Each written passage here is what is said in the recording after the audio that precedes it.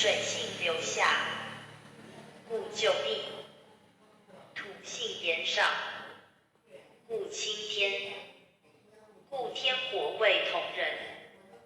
水也为彼，且其至用，则水一体阳一上升，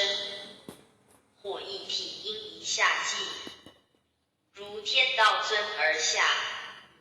地而卑而上，故水火谓济济，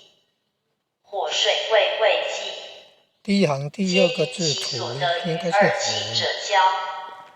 错所行于天地水就下火焰上，而足以为万物生化之本，待乾坤上下之用也。使后天八卦方位，后天八卦乾对离震巽坎艮坤，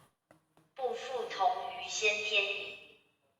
夫坎离既主后天之位，为权益之宗，则由先天之乾坤为诸卦之主，而先天日月之象，东西之行，今既以坎离向水火，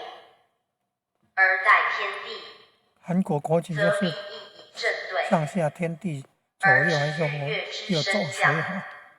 天地水火。